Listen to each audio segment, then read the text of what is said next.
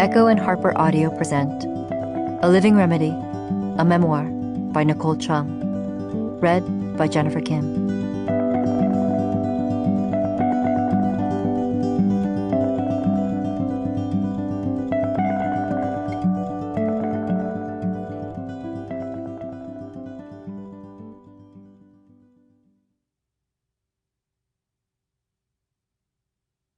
For my parents. I don't know if I'll ever go home again. I don't know who I've seen for the last time. Safia El-Hilo, for my friends in reply to a question. What it must be like to be an angel or a squirrel, we can imagine sooner. William Meredith, Parents. Because even grief provides a living remedy. Marie Howe, for 3 days. 1. I can picture her, one pale, freckled cheek, resting on the yellow floral-patterned pillowcase next to mine. Warm brown eyes half-lidded with sleep as she listened to me talk. She was often tired in those days. After walking in the door, she would greet me, drop her purse on a chair, and then go lie down for a while before dinner. Sometimes I'd follow her down the brown-carpeted hallway to my parents' room, the second door on the right, directly across from mine, and chatter at her from the doorway or my dad's side of the bed. She would respond now and then, ask me the occasional question. If she fell asleep, I'd tiptoe away.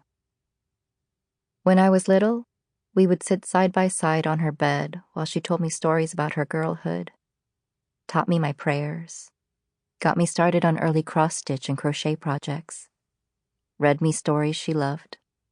A Little Princess, Anne of Green Gables, Pride and Prejudice.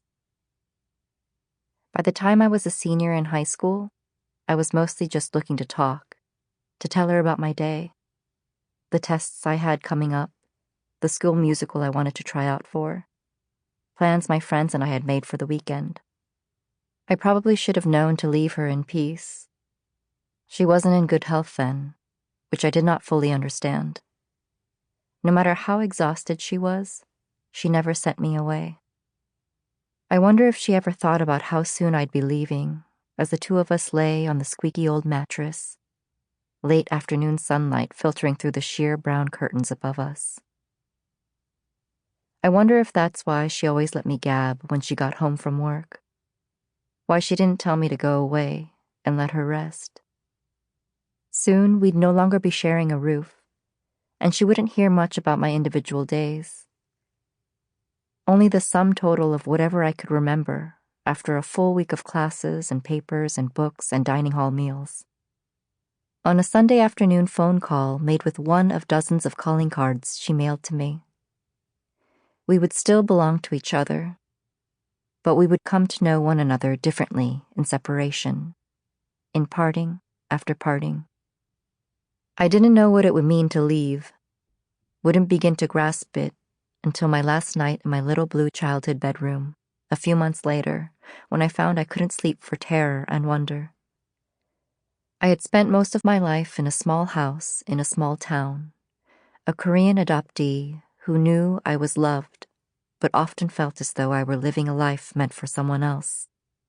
Though dreams of escape had long held me in thrall, I missed my parents when I spent any considerable length of time away from them, and my mom was the person I most wanted to talk to at the end of the day.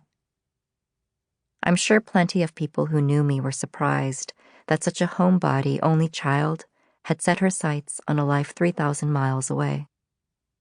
It would be years before I would understand that she was the one, all along, who had been preparing me to go, who wanted me to have the choice. I think of those late afternoon talks with her now that I have my own children, knowing that the days of both of them falling asleep in their rooms down the hall from mine are dwindling, that a time will come when something trivial or life-changing will happen to them. They will be hurt or caught by surprise Sample complete. Ready to continue?